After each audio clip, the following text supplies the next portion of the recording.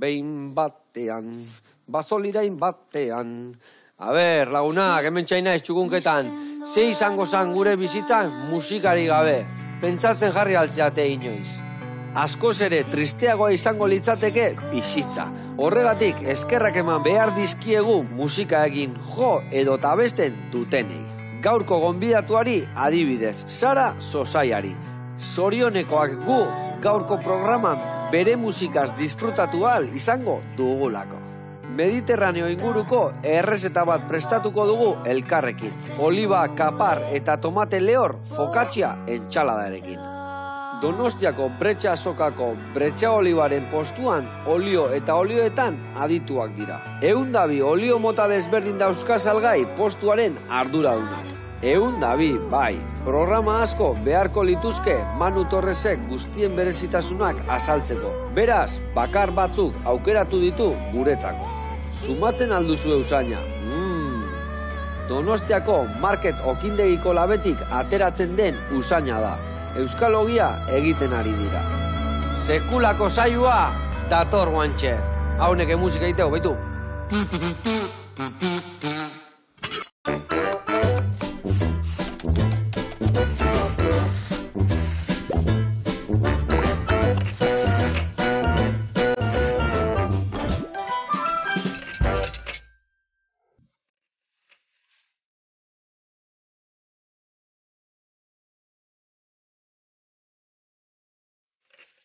Kaixo lagunok, eguerdion, hementxenao, Sara Sosaiakin, ongi etorri, zer moduz? Ondo Ondo. Oni oso ondo, hemen, zugaldatzeko prest, etorri zea? Bueno, zutaz ikasteko. Bai. Bueno, ni zeiatuko nahi zutaz ikasten kostatuko zait, abesten nena izbat ere abilia, baina zeo zehingo dugu. Abestuko zu, zerbait? Bai, igual hortan erakutsiko izu zeu zen. Bai, Ikusiko dugu. Ze ondo, oso ondo eramango gea, gaina elkarrekin ningo dugu focaccia, ikusiko zue produktu mordo batekin, eta entxalada ehar bat, eta dana veganua, Seba Sosaia, da vegana, ez da? Adi lagunak, errezeta bikaina dator, eta saio paregabea.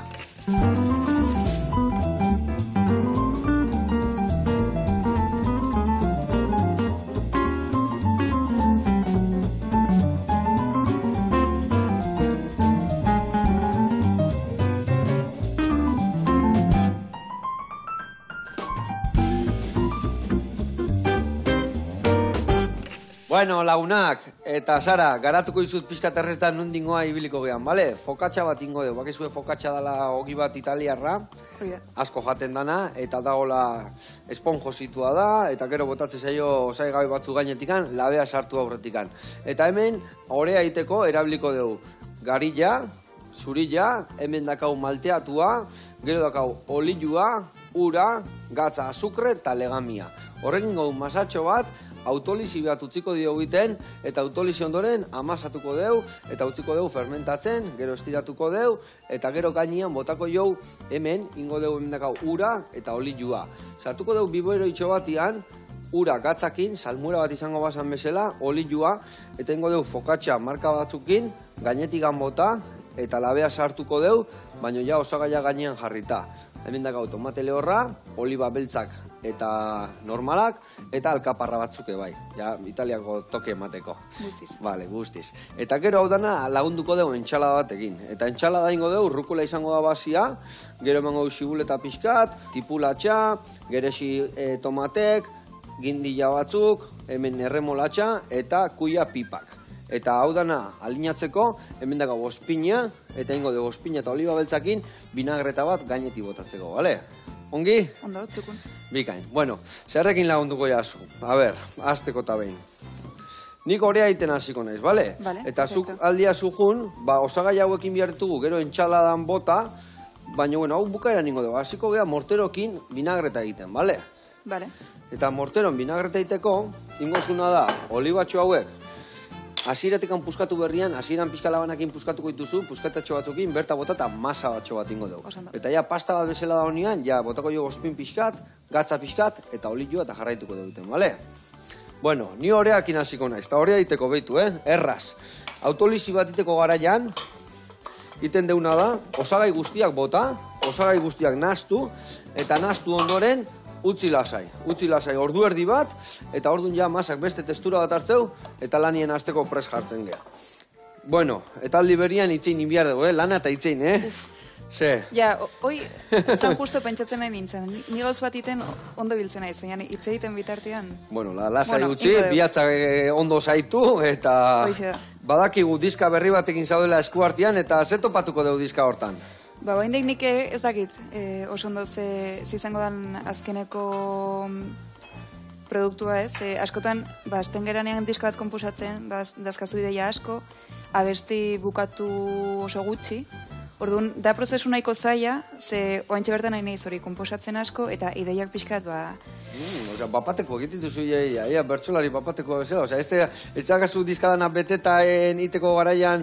Grabatzeko momentua danean, bai, baina ni bai naiz pertsona bat, estudiora joten naizena gauzek, ez daudenak oso bukatuta ez dara. Azkenengo ikutu bereziak bertan ateratzen dira orduan, ez da? Gustatzen zait, baita ere hori. Vale, hori ikutu berezia da, ez da? Bai, bueno, bakoitzaren... Laniteko mota, era. Guztiz, hoxe. Ona. Bueno, badakizu oso gazte hasi zinala zure abesti konposatzen, zakit 5-6 urtekin ja itezen itun zure abestiak, ez da? Bai, ni hasi nintzen akordoiarekin, eta lehenengo abestia izan zen, oso txikian nintzanean, besti instrumental bat, eta izango nituen 8 urte, uste. 8 urte txokin, Bai. Eta, bueno, eta ze instrumentokin hasi zinean jotzen, ze abesti, zerrekin jotzen zenun? Hasi nintzen akordoiakin. Akordoiakin, bale. Ze ikusi nun, nire familiako bazkarritan taola, bazkalduta gero beti trikitisa jotzen zuten, ez? Bai. Eta irutzi zitzaidan, pasa, digo, nik hau ikasi nahi dut. Eta erabaki horrek, pixkat gero, ikusi dut, bizitzako zati handi bat horretan ibili nahi zela. Eta askotan joaten naiz erabaki horretara, eta esaten dut, ostras. Ze oso txikia geha, olako zerbait erabaki, eta gero 12 urte arte honintzen jotzen, 16 urte arte. Orduan izan zen, karrera osoa genuen akordoiarekin, eta gauza honak eman dizkit, baina baitare lan asko. Lan asko, eta? Eta hau dana, bakarrik itezen nun, edo ez dakito aizpaen bat, o ama, nahien bat, o norbaiten laguntzakin, edo zu sartzen zinan zure logelan da azte zinan komposatzen?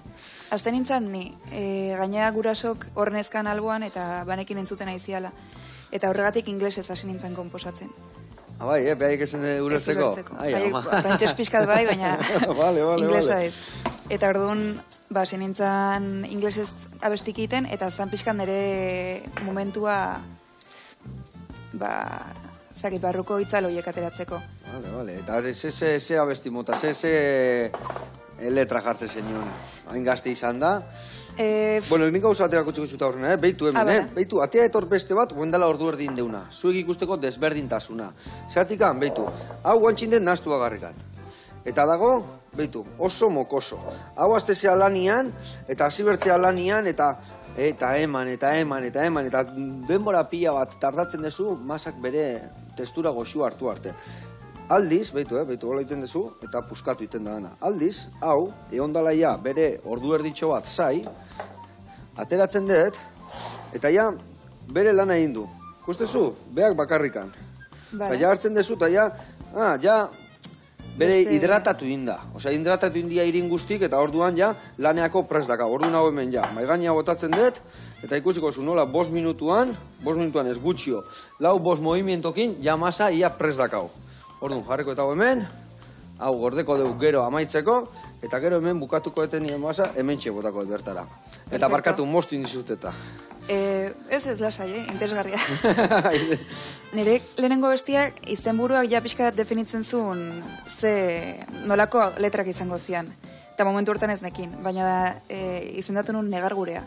Negar gurea, bai, Eta hoi 8 urtekin, esan nahi ez dakiz. Eta zer dela eta negar gurea sartzen zitzaitzu, no... Nik usteet idazten un momentuta, musikak beti eraman hau nostalgia batera, edo pixkat, alde, ilun horretara ez. Zan pixkat nire salvazioa bezala.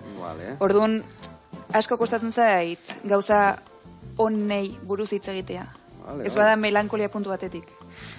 Orduan, Karo, orain argi ikusten dut, baina momentu hortan bai azten hori, pues, de mis pequeñas desgracias. Ados, eta kantu hile guztiak, atea edia argitaratu dituzu, edo batzuk bai, diska hontan topatuko ditugu baten bat, edo ikusi zu ze askar ja, ikusi zu ja nola da masa. Bueno, kreston abiedura da, kasu bai. Baina ez detia eserrin, bea. Bakarrik ez. Hartuko banun beste masa, eta hemen gainen jarri, engonun kiston moko festa, eta hau, adibidez, behitu ze ondoia bera hidratatu dan, eta zeituan ja, kiston itxura daka.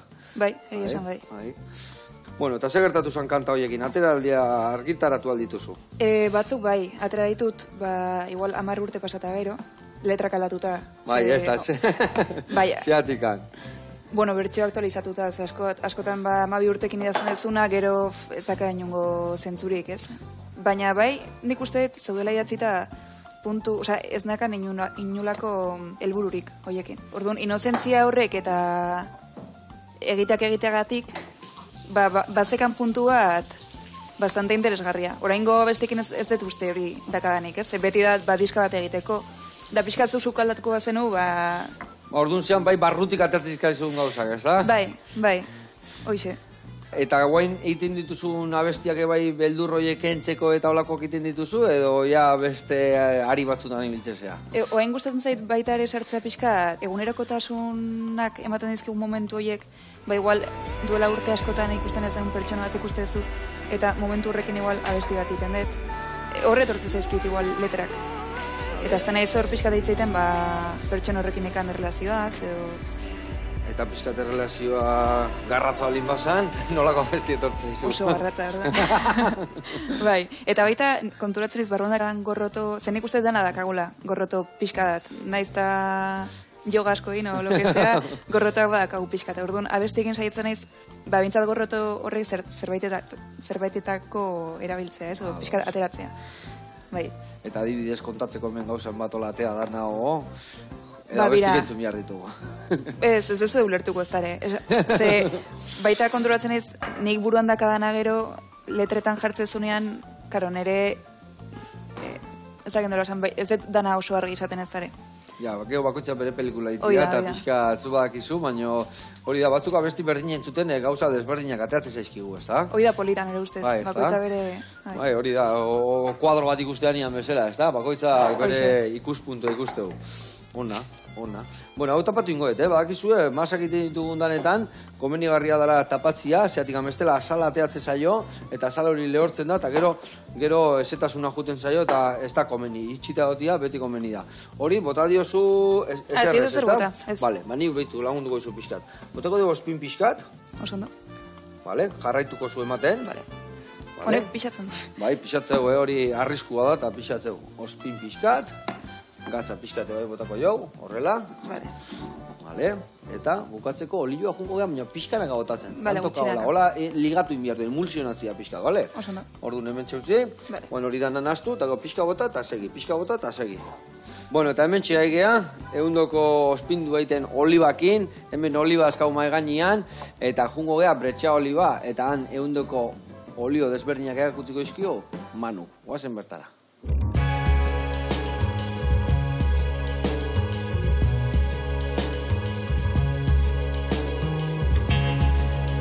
Kaixo Joseba, Manu naiz, eta hemen gaude Donostin, Bretxako merkatuko plazan.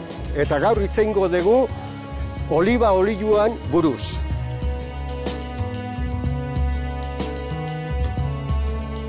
Bi 2008-2009ko krisian lanipek geratu nintzen, ni argina nintzen, Lasturko kantera baten lana egiten nuen, eta Andriak eta Bilok erabaki genduen negozio bat jartzia. Amentzauan plaza bat, hau, puesto hau libre. Zalone, bamentxe, eta gaurko eunian badazkau 70 espezialidade, arbekina, pikual, hojiblanka, kornezuelo, farga, denak geu prepatzen ditugu puestuan, eta 102 olio dendan, gu gaure espezializatuta olio begina extra. Pureza neurria handikua dia, eta baita prezioz ere, zeingo genduke litro bat iteko 12 kilo azeituna behar ditu. Eta beste erozein olio iteko 5-4 kilokin eina dago. Olio hauek jatzotzen dira irailean azken aldea abendura arte. Guk pentsatzen dugu olio honena berdian jasotzeana dela. Baina euki behar dezu kontuan gauza asko. Klimatologia, plagak, arrisku handia da. Zeinek egiten dute hau? Ba, zoro batzuk. Da olio bat kantidade gutxitan egiten dana. 12.000 kilo mundu osoako. Rendimentua txikila da eta azkenian ez du dirurik ematen.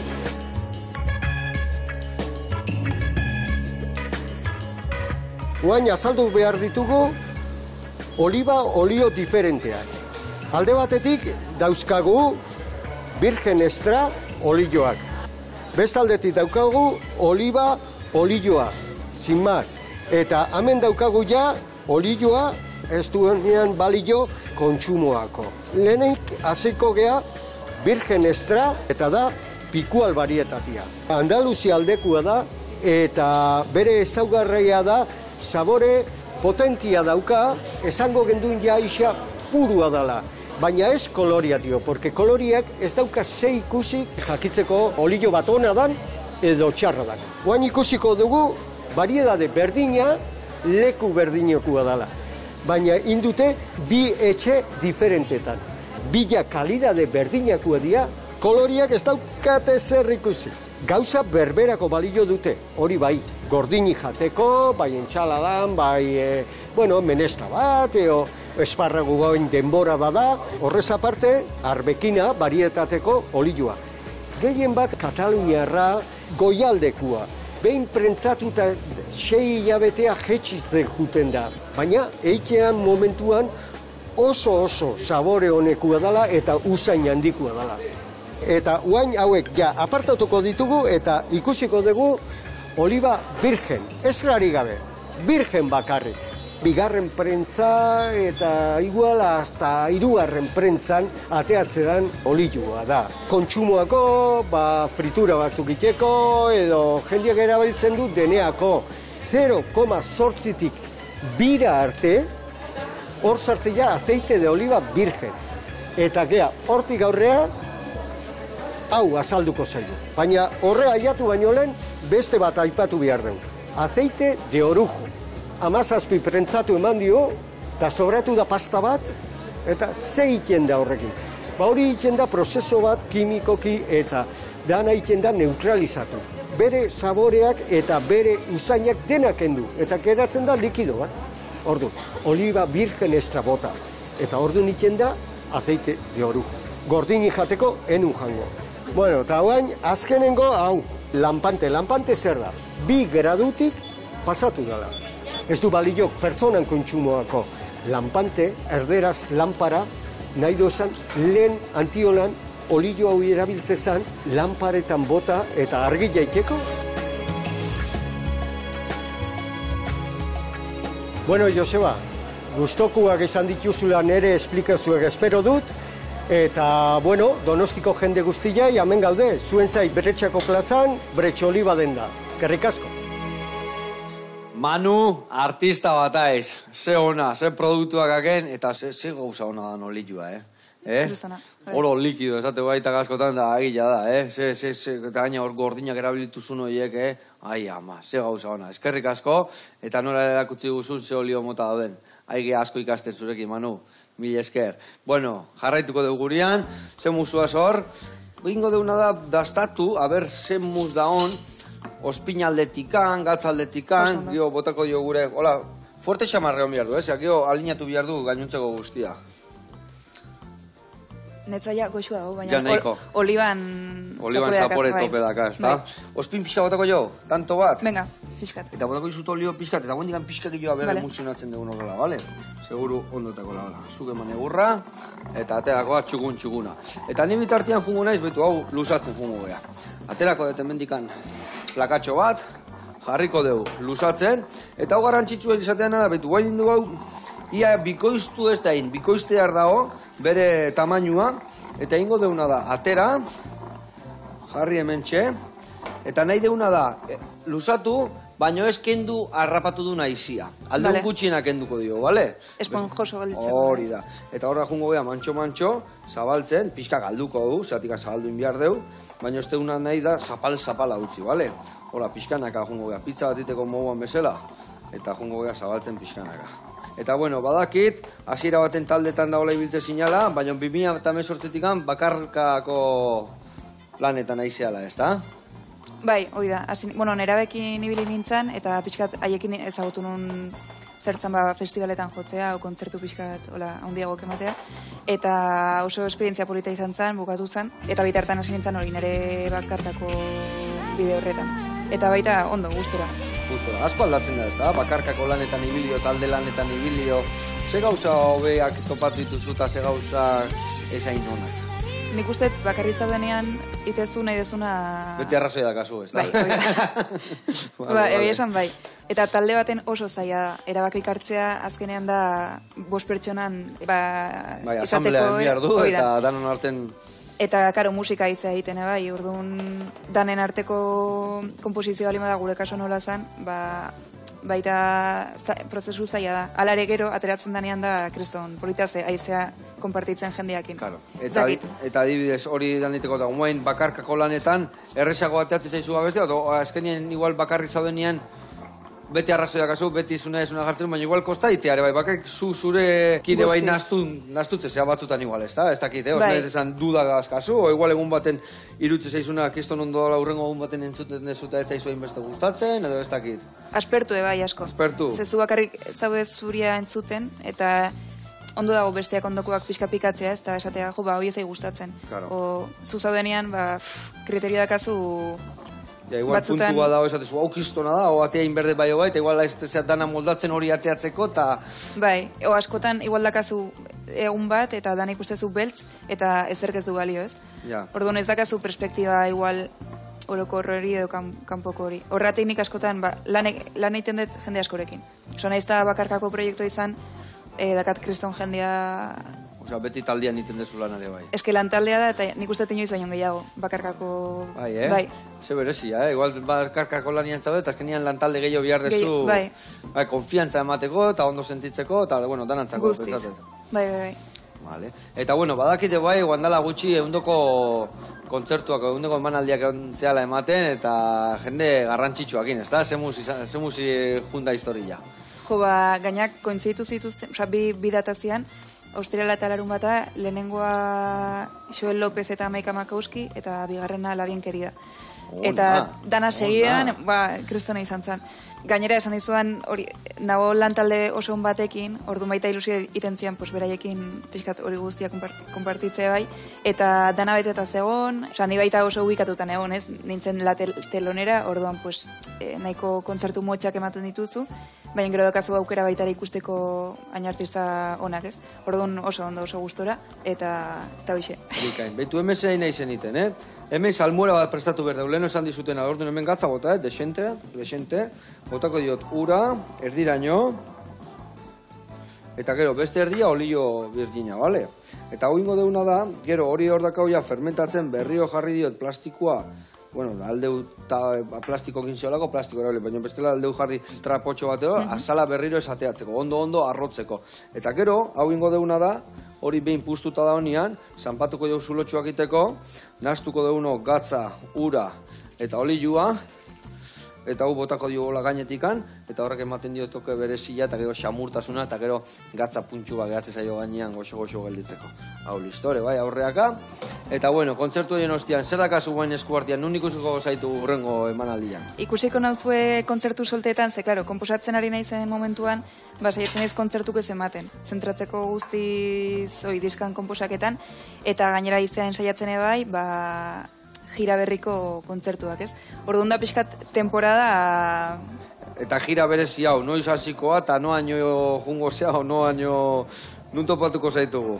Datorren urtean amaieran seguro, zedia oso prozesu luzeak, izango ditut kontzertuak Euskal Herrin, seguro, eta adibidez bat, Otsaian Castellonen ebai badakagu festival baten, baina gero ideia da hori Euskal Herrin, estatuan, eta nire ilusio propioa izango zen Japonera jutea. Ona. Así que, hoi esango eta altu zen, da zeu zen nahi dudana egin, eta igual ez da pasako, baina... Baina, esaten bazuta gogoa limakazu, ateako zaizu. Guan arte lortu ezu, ia nahi ezundana, osea, que ateako da. Ze musti jo hori, hasi alda ligatzen. Maio zu gatza pixkatola, ra, oida, nahiko poliki. Abestezun bezala. Bai, batzutan emate guztak ipuzkatu gola, baina zula zei minik ez dio zuingo. Igual, soinuagatik, bai, Ba, ez da zer gertatzen, ondo hori zukaldeko musika olakoak dia, zea sartaianak, bueno, eta laizter, bigarren epea aterako ezu, ez dakit atera ezun, oia esku artean da hon, o... Bai, atera genuen, gainera pandemia garaian atera genuen. Vale. Eta hori Durangoko azokan aurkeztu nahi genuen, baina, klaro, nola zeon asunto guztia online izan genuen, eta egia esan oso erantzun ona izan zuen diskak, eta orduan aurten, baita izango dugu online, erosteko aukera izangoa, enien naiz presentzialki jotzen izango, baina, bueno, hor katalogoan egongo da, así que... Zeona, nola daka izena? Bat. Eta, bueno, bertan, ze topatuko dugu bertan? Mira, orain arteko kolaborazio bakarra, nire diskaren baten sartu da oraingoz bat izan da kolaborazioa, eta nik uste hobea ezin nula eduki, Benito Lertxundik parte hartu du. Ai, ama, ze gauza ona, Ona, Bai. Así que oso pozik horrekin. Zuk suertia eta beak ebai, Beak ebai galanta, zukin egoteko, salda ala. Bai. Nik uste biagea Capricornio nahiko mut berdinak hau. Bai, Vale. Bueno, eta musika gora, musika bera, badakit jogan ibiltzen zehala, gustatzen zaizula naturakin bateratzia, kontatu pixkat, musika eskampo nola egunerokotasuna nola ibiltzen zean. Bueno, formazak oso ona, ze nekatzen nahi nahiz. Berra. Hombre, a ver. Ondo dijoa. Oso, ondo. Gehiago igual, ez? Pixka gehiago. A ver, gutxi pixkat, a ver. Ni uste ia hau listo da kaula, Igual pixka gehiago. Ez, ni uste bitu, ja listo da kau, gero ingo deuna, justu, bota baino lehenuo, hola meneo ehar bat eman, eta listo, alde zutzia hemen listo. Bai, bikain. Vale, aldia zu jun, behitu, zuritu behar ditugu baitare, tipulatxa hauek, alditu zuritu. Vale? Oskondo. Bikain. Bueno, eta... Hau zer dia? Oie dia, tipulatxak. Dia, txalotak deitzen dia gazteleraz, eta dia, esaten due, dala tipula eta baratzuian tarteko zerbait. Bai, nekillo antzadaka tipulana, Bai. Bueno, eta konta bordun guain, a ver, nola ibiltzezean zure egunerokotasuna nola dan? Bueno, txikitan egiten un kirolpila bat, hasi nintzen atletismoren munduan atletismo egiten, eta pertiga aukeratu nuen. Bai, Bai, ama. No, haino zen balta saltatu zu gehiena. Oso gutxi ginen, ideia bat iteko lehenengo kompetizio izan zen Arabagirreren aurka. Hala, baina eski oso jende gutxi zeon parte hartzen orduan. Claro, hor pertiga gaiten bat zenun, hor zinean, ez? Baina guazten genean kompetitzen, bera, gu bukatzen genunean bera azten zen. Orduan, bueno. Eta kirolaiteko ez nekan gogo gehiagirik ez dara. Pazientzi gutxi, ose? Juten nintzen jendeakin egotea, ondo pasatzea. Lagunekin ondo. Baina esaten ziaten, hasi bain korrikatan, ni koltsonetan hijo. Vale. Eta nazte zinean zure abesti komposatzen, ose? Hor, azten nintzen erakusten nire taldekidei, nire kantak birak, koberra guindet, ezakize. Nahiko pesada nintzen, uste, oain konturatzen naiz. Ite nintzen jendeari erakusten. Bira, gustatzen zaizu hau? Jendia nola erakutzun behan, nola itezun salto, jendia nola, zuria erakutsi nahi zendune bai, ez da? Bai, pixkat jakiteko, ez? Hau ondo ikustezu, ez? Eta hor konturatu nintzen, deporte igual ezala, nire kirola ezala nire egitekoa bizitza hontan. Eta orduan esan, bueno, pues, listo. Musikarekin hasiko naiz, zentratuta eta jazta. Eta aurrea. Bueno, hemen bagoaz, txirreki txarraka aurraka, Hemen txejarriko etena da oso ondo. Hemen bitu hau utziko dugu fermentatzen, moztuta dakau gainen botako izkion osagaiak eta hemen salmuera ere bai. Hemen jarriko ditut guantxe, hemen kuiatxoen pipak martxan, ez da kuiatxoena baizik eta kuiana. Eta kuian pipatxo hauek hemen jarritugu tostatzen, olio gabe eta eserre gabe, eta gatzi gabe, tostatu bakarri ingoitugu, eta esan bezala, bideatuta daukaunez dana, jungo geha, bideotxo bat ikustea hemen, usaila dago ogilana. Ikusi ze bideo garra, Euskal Ogila, guazen bertara.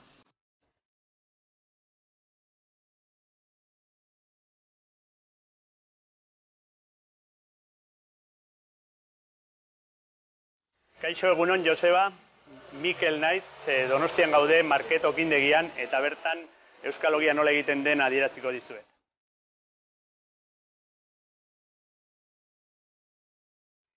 Market okindegiak badarama urteak groseko biztanlei nolabait ere ogia egiten, ogi hori beti hartzidura luzeko ogia eta beti eskuz edo jendeari bideratutako ogia da, eta urteetan horrela egin dugu. Ogiaz aparte, eskaintza zabala dugu, bai bolleri aldetikan, bai kurasanak, bai napolitanak, eta orain urte batzuk proiektu berri bat hasi genuen, Euskal Ogia deritzona, Euskadiko nekazariekin, nekazari haiekin landu genuen bertoko gari bat, eta horrekin lortzen deguna da Euskal Ogia, ez? Euskal Ogia hau aurkitu dezakegu bai hemen, Donostia mailan, edo beste 75 salmenta puntuetan. Bueno, goazen gure obradorera, bertan gure Euskal Ogia nola egiten den adieraziko dizuet.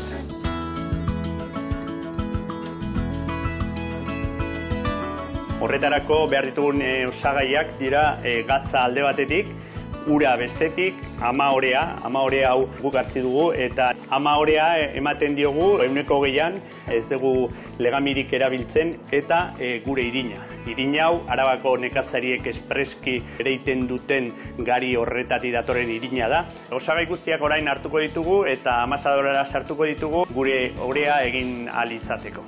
Gari irina botako dugu, alde batetik, bestetikan amaorea,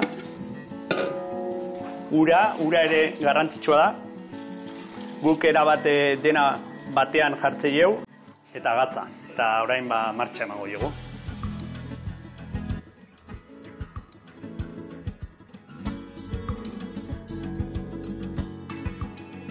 24 ordu igaro dira, gure masak fermentatu du, eta orain forma ematea dagokio. 3 formato desberdinetan presentatu dugu, ogatza alde batetik, txapata bestetik eta barra bestetik. Barra egin ahal izateko bolak egiten ditugu, eta ordu erdi buruan edo forma edo luzapen bat ematen diogu. Goazen ogatza egitera, horretarako ere barra bezalaxe bola bat egiten dugu lehenengo eta fermentatzen. Orain beste formatoa, 3. txapata, lauki zuzen bat mozten da eta beste ordu erdi bat edo utziko dugu fermentatzen. Bueno, hemen dakagu prest ja ogia laberatzeko eta horretarako jartzen dugu kargadore automatiko batean. Mozten dugu txapata alde batetikan, hobeto egosi dadin, ogatza ez dugu mozten eta barra mozten dugu barrutik hobeto egin dadin. Eta barrura doaz, 30 minutu bertan egongo dira.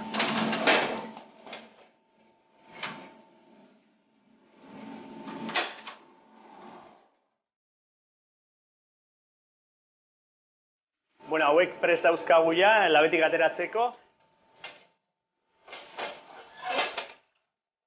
Bueno, Joseba, hemen dauzkagu gure Euskal Ogiak Market okindegian saltzeko prest, eta Euskadiko beste zenbait okindegitan zuen esperoan gelditzen gera. Eskerrik asko, agur. Ona, Mikel, eharra ogia egiten dezuena, pulamentuakin, ala bihar du. Bueno, gu hemen jarraituko dugu gure fokatxakin, eta oidek eman eurra, eman jakionak guk Euskaldun guztiei, oidek eta arrazoia.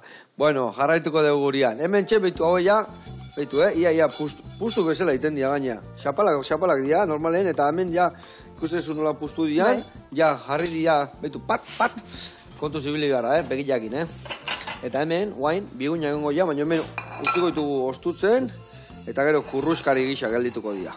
Bale, orduan hemen, ja lapikun, ez dugu eserre gehiago inbiara. Ia, garbia dago. Nik honekin jarraituko, ez? Bai, hori inbiara duna da txiki, bale? Guain ingo dugu bai hori, bai tipulina, bai piperrak eta dana, txiki. Tomatek igual erdibituta eta listo. Eta hau jarriko dut hemen txe, garbia da hola, labia dakau berreunea, igual iokoet pixkat. Iokoet 220, eta gero, aurrenengo 5 minutuak eukiko dugu hor topera, eta gero pixka jetxiko dugu bukatzeko egiten. Eta hemen behitu, hau ja, pustu zaigu desente, nahiko, eta ingo deuna da, behitu, Bietzekin hola zanpatu, zulotxok gelditzeko, hola, kuidoi gabe, bale, eta guain, iten deuna da. Hau, nastu. Bildurri gabe bota behar zaio, Hola, behitu, bildurri gabe. Horrelaxe. Eta gero iten da, urak emateio ezetasuna, emateio olioak xamurtasuna, eta nola hori dana evaporatzen da, gero gatza gelditzen da hor kurruskari bezala. Eta hemen botako dio guain horrelaxe.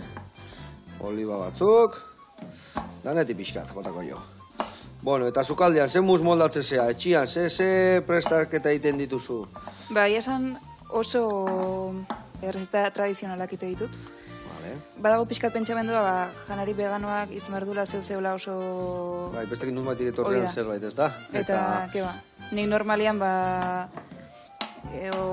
legumbrek astean behin, arrozak, pasta, seitan arabiltzen dut aragian ordez, eta oso erresiten da glutenakin, glutena daura eta soja, ez daka bestik. Ikain. Eta orokorren hori, oso rezeta tortilla vegana ebai, etxen tortilla patata tortilla egiten dugu, arrautzi gabe. Eta nolako jatzen dezu hori dana? Hori egiten dugu txitxirio harinakin egiten dugu. Txitxirio irinakin botatzen dezu, eta hori aurdun patata ida botatzen diozu, eta txitxirio irina ziten zu, urakin pixkan aztu eta... Hoi da, bai, eta bero esnea ebai sojazkoa. Vale. Eta txitxirioen zaporeak entzun dio salde Himalaya izena dugun. Vale. Berezi, oso gaizki usaintzen du, baina kriston... Zapore harra botatzeu, vale. Eta hori dana, zuiko etxian, zenekin bizizea etxian? Danak vegano jaten dute edo... Ez, argentino badakat etxean, nire muti argentinarra da. Bueno, eta horrek aragila janga bezindu bizi orduan, ez da? Asado beti, tota. bai. Ai, ama, alare etxean ez du aragiri jaten normalean. Egia da, ondo jaten dula ebai, oitu da, pixkat ezakit, nirekin oitu da. Eta gustora biltzen da. Moldatu intzeate orduan, ez da? Noiz behin gaur txorizo bat ikusten dut, eta gaskina. Bai, eta zizkutuan jarteuzuk ez ikusteko gala. Ez, baina bakarra dakalako, ez daka gehiagirik, eta batzutan ikusten eta hor daka txorizo. Vale. Ona. Bueno, hementxe, ze musuaz horrekin. Listo, ez? Vale, listo, venga, bota honea. Botako dugu pikatzen dugun guztia, poltxo pixkata hondiago jarriko dugu.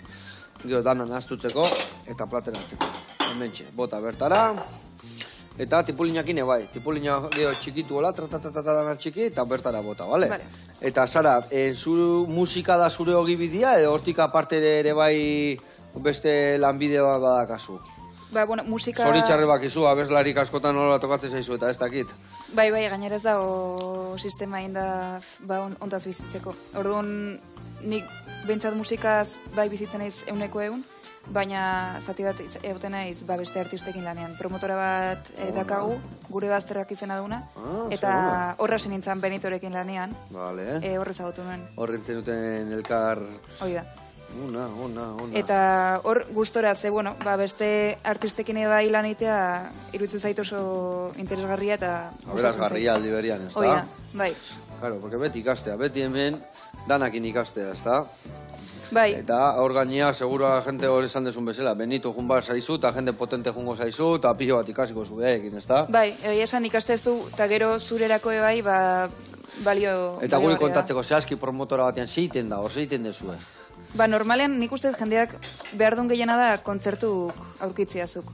Orduan negoten naiz artistekin diska ateratzen daude, adibidez, kontzertuk lortze dizkiet, edo baita promo aldetik orain sare sozialetan eta guztioi lan kristona da biteko. Eta gero bestetik badaude espazioak, fiko edo olako espazioak feriak ite dituztenak, eta feria hoietan nahi dute musika izan.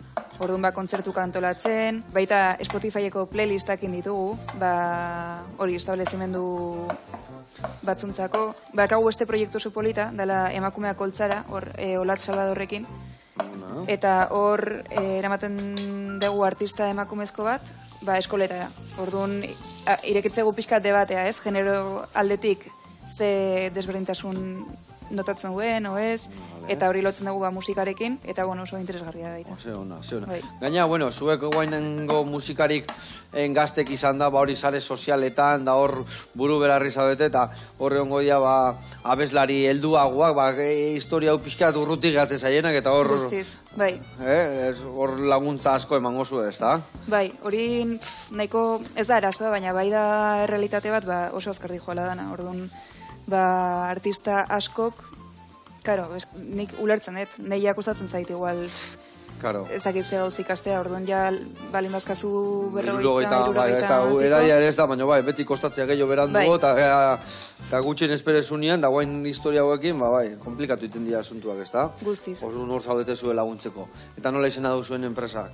Gure bazterrak. Gure bazterrak, esan dezu baina, que tío. Bueno, gure bazterrak ahi hemen txukuntzen, eta garbitzen, da izaigu gure errezeta ia amaitzen, Ez zaigu gauza gehiagi falta hemen, ia osagai guztiak prest dazkau, hau, nola dijon, oso beltza jartzen bada kanpotikan ez da komeni, baina ez, puntxuan dijoa, dijoa pixkanaka, eta hemen ingo deuna, pixka txukundu, eta nahi etzaitaztu, badaki da bestu inbiarria zula, Ez daki tekarri ezun eskusoinua, o zerbait laguntzeko, o zerrekin jotzen dezu bakarka jote zenean abestu. Normalean, gitarrakin o pianoakin juten naiz. Nik pianoik ez dakit. Ez dakazu hemen, ez? Ez dakit, eta gitarran, Bueno, gitarra txoba dakat, baina ez dakit moldatuko zinean. O abesten bakarrika moldatzen zea, bai. Nik uste eta abesten bakarrik polita galitzea igual. Bai, Seguru, baiet. Bueno, Sara, gu irrikitan gaude zuen zuteko, eta nahi zunean badakizu, hau dana prest dago zure ahotsak entzuteko. Bueno, hau da Benitorekin egindako abestia. Así que hemen txijoa. Benetan hasi nintzenean, benetan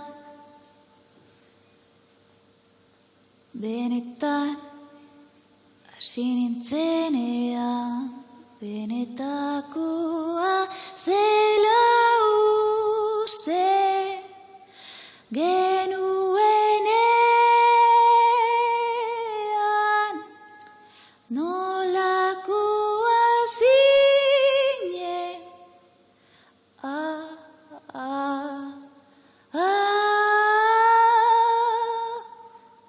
joan diren oiekin, itzuliko da, beste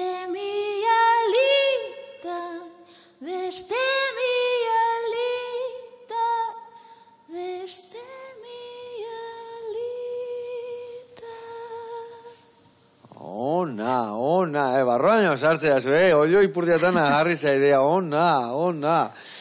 Zea botza da gazu nahi, ama. Begitara zizut gehiago biratu, oia. Oso ona, benetan, bota bostekua. Eskerrik asko. Bueno, behiratuko eta berri hau listo dakaun. A ber, betu, gehiago arrotzen nahi da. Eta hau txurixa marratea behar du, Ez du lehortu beharra, asala pixkatin da, barrutik aninda dago, nusteko minutu batean ingo deu, eta hau platera ratu ingo du, nik geldik angatu nese abestia entzun nahi nun ondo, oso ondo. Bueno, botako deuna da, hemen indeuna, beitu, Ze historia harra indun hemen, hau zukin dezu, Nik ez dut ezerra hemen. Ez. Botako dut hemen txe, beitu, erdibitu hauek nabazu, erditikan, bale? Ze ona. Ama. Batek. Iepa, bizikan aldaude. Oie maten no. Bueno, botako hemen. Kantatuta gero, gelditzen izela pixka energi gabe bezera, Bai, dana botatzezulako bertan, ez da? Bai. Bueno, hau motxe izan da, eskusa gehiago zakat. Bueno, botako pixka gehiago. Ingo deuna da behitu, ikusi zuen hau, historia hau. Buah, earraino. Haber harito badakaten hemen dikan. Bai, behitu badakat. Jarriko du hemen harito bat. Jarriko dugu azpilan. Bai, haina. Antxe inventatuko dut, zeateatzen. Azpien jarriko dugu, 8 bat, onena. Gero jarriko dugu, rukula hor. Horrela xe, bildurri gabe. Hemen horrela. Vale, guain. Tomate pare bat karri. Baitu, tope jarri zu. Baina, karri pixka gehiago ordan. Karri gehiago. Gehiago. Bai, ja mostitu zula, aprotxatu inoitugu. Horrela nahiko. Vale, jarriko dugu horrela. Vale, hau nahiko. Jarriko ditugu pipatxo batzuk gainean. botako diot. Hemen dikan pixkat olio, pixkat hola geratu da nahola. Pixkat horrela. Ai, ama. Itxura, Eta ingo deuna da.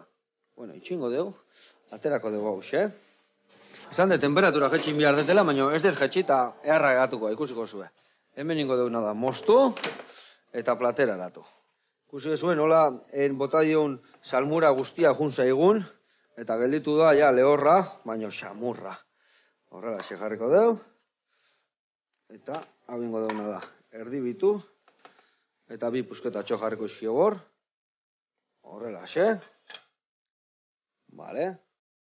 Eta hau izango da, gaurko, platertxua. Hemen txedakau, zeier hori, torrenea, eta ingo diguna hau xatea. Haber, getente gelditze zaigun. Vale. Justo hori, pipak eroitzen egin da, bikain gelditu. Justo ez?